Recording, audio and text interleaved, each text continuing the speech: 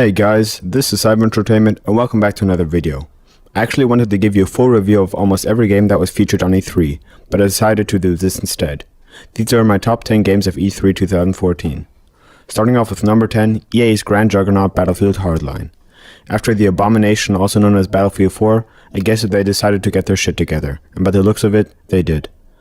The development of Battlefield Hardline started shortly after Dead Space 3 started shipping, by Vescroll Games. The two main factions that will fight one another are the criminals and the police, which is also named Special Response Units.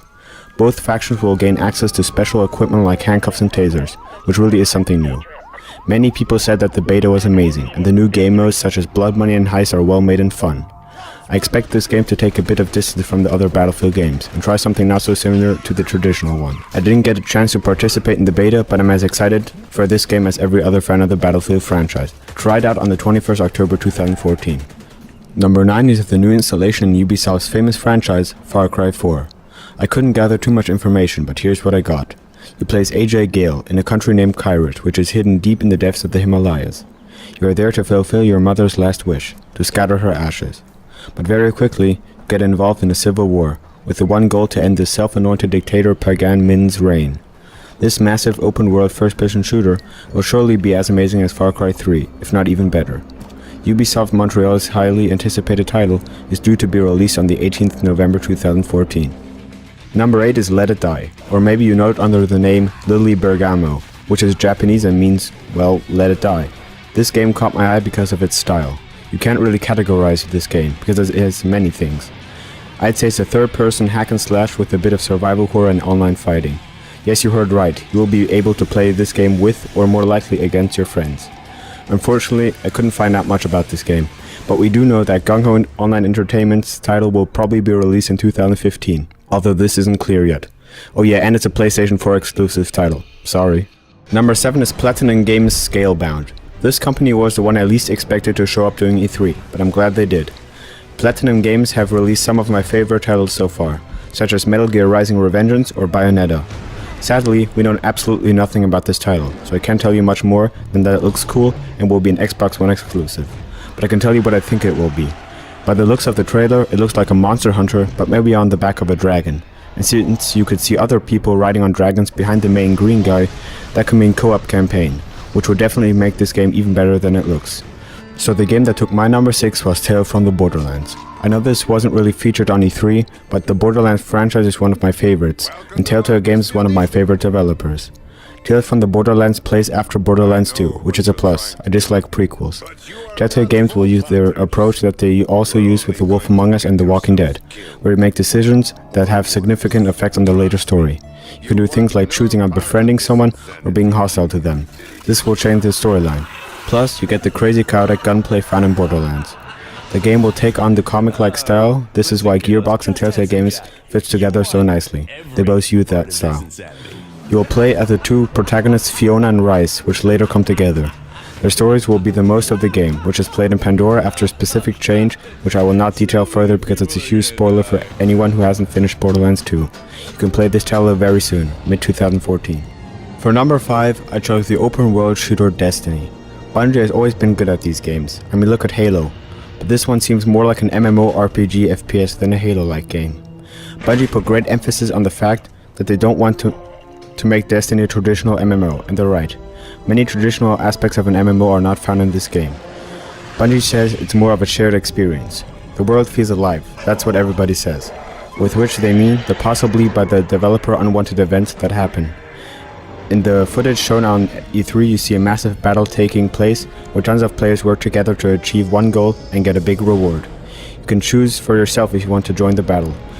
Shoot at the enemy and you're in. If you don't want to, just keep going and leave the aliens alone. One of the other aspects that sets Destiny apart from other shooters is the non-existent leveling system. You don't see some kind of level over a player's head. You can see it on their weapons and armor, which is really cool. You can play this game on the 9th of September on both old and new consoles. Number 4 is No Man's Sky. We have seen multiple trailers of this game and all look awesome. Hello Games' title is a procedurally generated science fiction open world space exploration game. This extremely ambitious title is built up so that each planet you explore has its own ecosystem.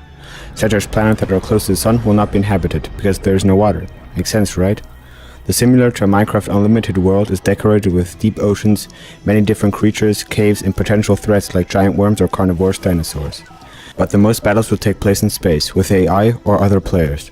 But since the universe is so massive, you probably won't be seeing many players, which is kind of sad. It could have turned out to have multiplayer features such as Destiny, which could have meant alliances and trading.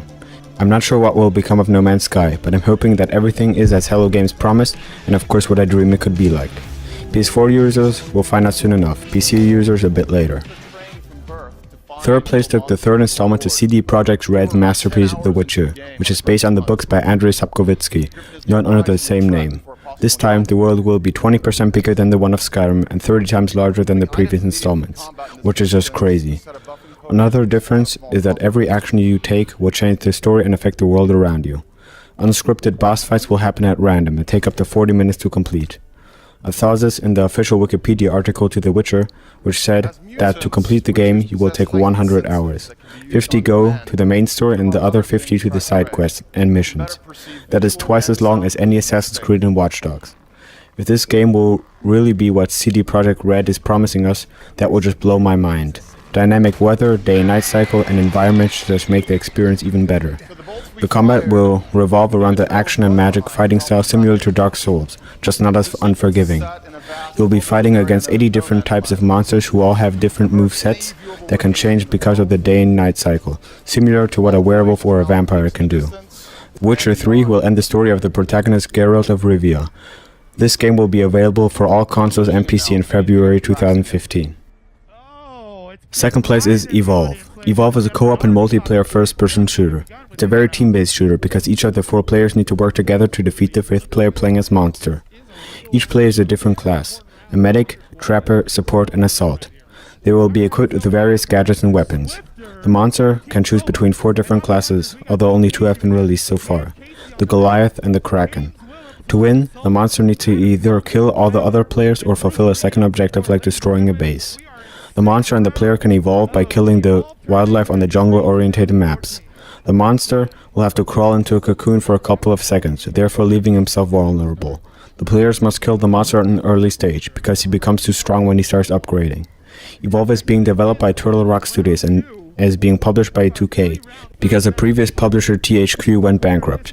You will be seeing this game on PC, PlayStation 4 and Xbox One on the 21st of October. And my number 1 game of E3 2014 is Tom Clancys The Division. The Division is an MMO third-person survival shooter developed and published by Ubisoft. It's inspired by the saying, "Our society has become fragile and vulnerable." You play as part of the Strategic Homeland Division, or SHD for short.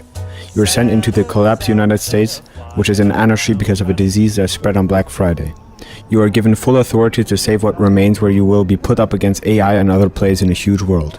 Ubisoft's title will be released in 2015, although not specified further. Thanks for watching. If you enjoyed, feel free to leave a like, it only takes a second. This was Cyber Entertainment, I'm out.